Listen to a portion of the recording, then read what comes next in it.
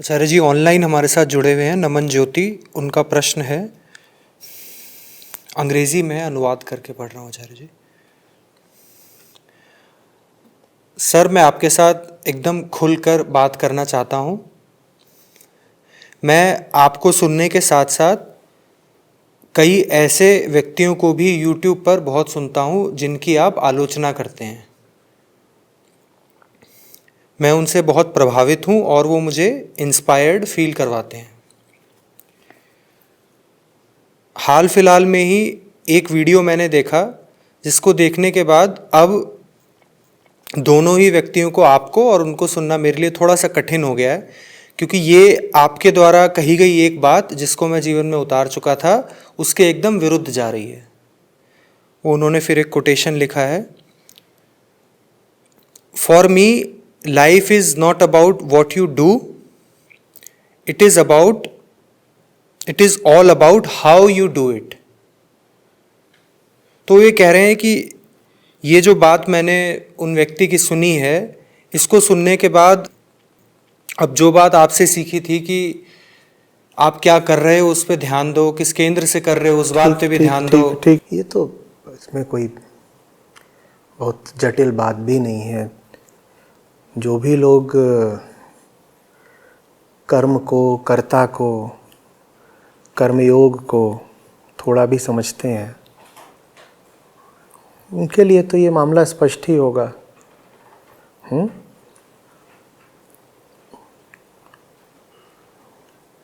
कहा जा रहा है कि it is not about what you do, it is about how you do it. नहीं, ये बात बिल्कुल झूठी है, भ्रामक है, खतरनाक है। जो व्यक्ति ये बात बोल रहा है वो निश्चित रूप से अभी बहुत अज्ञानी है। अगर ये कह रहे हैं कि महत्वपूर्ण ये नहीं है कि तुम क्या कर रहे हो, महत्वपूर्ण ये है कि तुम उसे कैसे कर रहे हो। ठीक है, तो जब आप ये बात बोल रहे हो, ठीक उसी वक्त कोई बहुत सफाई से, बहुत उत्कृष्ट, बड़े एक्सीलेंट तरीके से आपकी गर्दन काट दे, तो उसने फिर ठीक ही किया ना, क्योंकि it is not about what you do, it is about how you do it. तो उसने बहुत साफ, क्लीन और एक्सीलेंट और शायद इको फ्रेंडली तरीके से आपकी गर्दन काटी। तो हाउ यू डू इट पे तो उसको 100/100 मिल गया ना। और आपने खुद ही कहा कि आप क्या कर रहे हो इस बात का बहुत महत्व नहीं है। नहीं, बात एकदम उल्टी है, इसके विपरीत है। सारा महत्व सिर्फ इसी बात का है कि आप क्या कर रहे हो।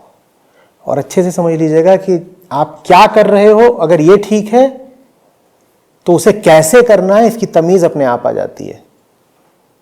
हाउ यू डू इट अपने आप आ जाएगा अगर वॉट यू आर डूइंग सही है।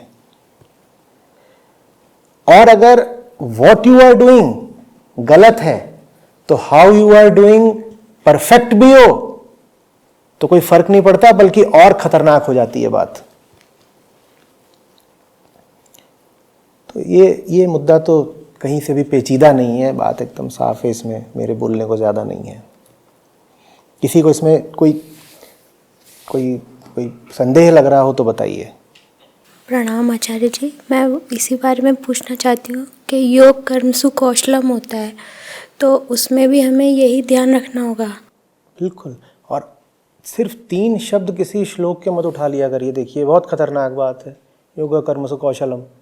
पूरा श्लोक उसको ले करके आइए और समझने की कोशिश करिए। ये तो बहुत खतरनाक बात हो गई ना कि योग का अर्थ है कर्म में कुशलता। कौन से कर्म में भाई? जिन कृष्ण से आप ये सुन रहे हैं कि योगा कर्मसु कौशलम, वो ये भी तो बताते हैं ना कि कौन सा कर्म करना है। या कोई भी कर्म आप उठा के उसमें कुशलता दिखाना शुरू कर दोगे पॉकेट मारी में, तो जो नंबर 1 का पॉकेट मार है वो तो नंबर 1 का योगी भी हो गया। वो बोलेगा मुझे अपने कर्म में पूरी कुशलता मिली हुई है तो मैं तो योगी हो गया। और यही आपको सिखाया जा रहा है, आपको ही नहीं सिखाया जा रहा। न जाने कितने संस्थान हैं, यूनिवर्सिटीज़ हैं, बस इतना ही लिख देते हैं। ये अशिक्षा की बात है, अज्ञान की बात है। ना आप अध्यात्म को समझते हैं, ना योग को समझते हैं, ना गीता को समझते हैं। बस 2-3 शब्द उठाए और डाल दिए कि बस खत्म। जैसे कि ये भी कि अहिंसा परम धर्म। आगे की बात कौन बताएगा? पूरा श्लोक बताओ ना, उसमें तो आगे भी कुछ बोला गया है। लेकिन नहीं, जो 3 शब्द अपने लिए सुविधाजनक है, अपने सिद्धांतों से मेल हो रहे, उन्हें खट से उठा लो। गीता का भी दुरुपयोग कर लो अपनी सुविधा के लिए और उसको तुरंत लगा दो कहीं पर और दिखा दो कि देखो बिल्कुल ठीक बात है। कर्म वो जो आपको मुक्ति दिला दे, कर्म वो जो आपको मुक्ति दिला दे, सिर्फ वही कर्म करना है। बाकी सारे कर्म अपकर्म है, विकर्म है, वो करने लायक ही नहीं है। उनमें कौन सी कुशलता हासिल कर रहे हो तुम? एक से एक कुशल कसाई है तो योगी हो गए, और जितना घटिया काम होता है उसमें कुशल लोगों की संख्या उतनी ज्यादा होती है तो योगी हो गए सब। ये बिल्कुल प्रकट बात नहीं है क्या कि कर्म में कुशलता हासिल करने से पहले ये तो पूछोगे ना कि कर्म किस श्रेणी का है? कर्ता के काम का भी है वो कर्म। एक कर्म होता है जो कर्ता को बंधन मुक्त करता है, और एक कर्म होता है जो कर्ता को मूर्खताओं में और डुबो देता है, उससे और ज्यादा मूर्खतापूर्ण कर्म करवाता है। किस श्रेणी का कर्म कर रहे हो? और अगर कर्म और कर्म में कोई अंतर नहीं है तो कृष्ण अर्जुन को क्यों निष्काम कर्म सिखा रहे हैं? कह देते जैसा कर्म करना कर। पूरी गीता ही अर्जुन को सही कर्म सिखाने के लिए है कि इस मौके पे तेरा सही कर्म क्या है अर्जुन जान, भाग नहीं सकता तू। अगर किसी भी कर्म में कुशलता योग है तो अर्जुन मैदान छोड़ के भाग रहा है और बड़ी सफाई से भाग रहा है और बड़ी तेजी से भाग रहा है तो वो योगी हो गया। क्यों? क्योंकि बहुत तेजी से भागा है ना, कुशलता के साथ भागा है, दंदना के भागा है बिल्कुल, तो योगी हो गया। किसी भी कर्म में कुशलता यदि योग है तो नहीं, सही कर्म में कुशलता अर्जित करनी है। और कर्म अगर सही है तो कुशलता पीछे पीछे स्वयं ही आ जाती है। कर्म अगर सही नहीं है तो कुशलता के लिए कोशिश करते रह जाओगे, और अगर कुशलता मिली तो ये खतरनाक बात होगी, क्योंकि गलत कर्म में कुशलता हासिल करना माने गलत कर्म में और गहरे डूब जाना। समझ रही है? ये जो 2-3 शब्द श्लोकों से उठाने वाला कार्यक्रम है, इसको बिल्कुल बंद करें, एकदम बंद करें। भाई पूरी किताब नहीं ला सकते, पूरा शास्त्र या पूरी गीता नहीं ला सकते, तो कम से कम पूरा श्लोक तो ले आ दो। वहां भी कटौती चल रही है, शॉर्ट्स। और ऐसे ही होता है घर पे भी, बड़ी बड़ी चीज़ों पे तो कभी भी ध्यान नहीं दिया जाता है। जैसे लड़कियों के लिए क्या चीज़ों पे ध्यान दिया जाता है कि जैसे फॉर एग्जांपल कि कपड़े कैसे सुखाने, और इस पे डांट मारी जाती है कि कपड़े तूने सही से नहीं सुखाए। प्रोसेस पे ध्यान देंगे, प्रोडक्ट पे नहीं। और इसी के लिए डांटेंगे तुझे कुछ भी नहीं आता, तुझे कपड़े भी नहीं सुखाने आते। मैंने कहा अगर मैं सीख भी गई तो भी क्या हो जाएगा, कपड़े तो हवा से और धूप से ही सूखेंगे। और ये योग कर्म सुकौशलम के मतलब छोटे छोटे पेटी वर्क को अच्छे से करो और बिगर को छोड़ दो। ये दुनिया सबसे ज़्यादा उन लोगों से परेशान है, उन लोगों के कारण डूबी हुई है जिन्होंने बड़ी प्रवीणता हासिल कर ली है टुच्चे कामों में, और उनको बड़ा गुरूर हो गया है कि साहब हम तो कुछ हैं, ये फलाना काम हम बहुत सफाई के साथ करते हैं। हाँ, वो जो काम करते हैं उसके उनको पैसे मिलने लग गए हैं, उससे प्रतिष्ठा मिलने लग गई है, तो उनका गुरूर और बढ़ गया है। ले दे के वो जो काम कर रहे हो बिल्कुल टुच्चा है। उनसे कोई पूछे ले दे के करते क्या हो, वो बताएंगे ये करते वो करते ऐसे करते ऐसे करते ऐसे। और काम कुल क्या होगा कि जूता बेचते हैं, और वो भी कैसे, लोगों को मूर्ख बना बना के। लेकिन गुरूर उनको पूरा होगा, वो बताएंगे एमएनसी में काम करते हैं।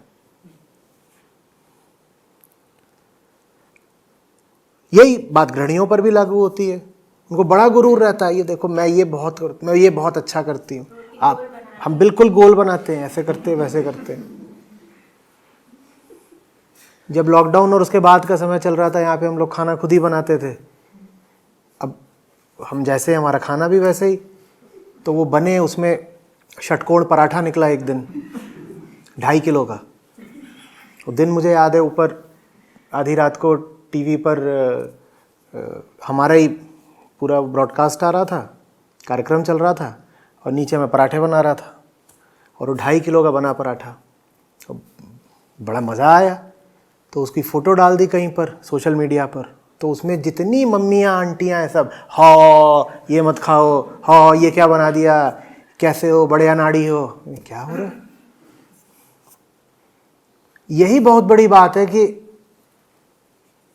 पराठा या तो गोल होना चाहिए, नहीं तिकोना होना चाहिए। और जिनको आता है ये करना, उनको लग रहा है हमें पता नहीं कितना बड़ा शऊर आता है, हम बड़े कलाकार हो गए। क्या कलाकार? जो चीज़ें सीखने लायक थी वो सीखी नहीं, इधर उधर की फालतू की चीज़ों में तुमने निपुणता हासिल कर ली है, और उसके दम पर तुम्हें इतना गुरूर।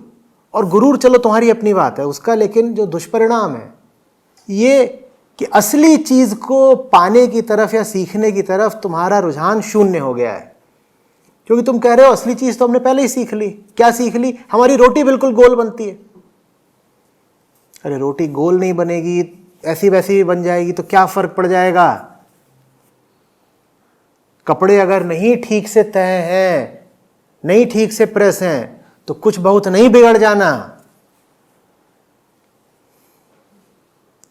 बाल अगर बिल्कुल सीधे नहीं हुए, थोड़े तिरछे रह गए, गोल रह गए, उलझे रह गए, तो कौन सा पहाड़ टूट पड़ेगा? लेकिन जो चीज़ें जीवन में मूलभूत हैं, तुम उनको नहीं सीख रहे, उनको नहीं जान रहे, उनको नहीं कार्यान्वित कर रहे, तो सही में पहाड़ टूटा हुआ है।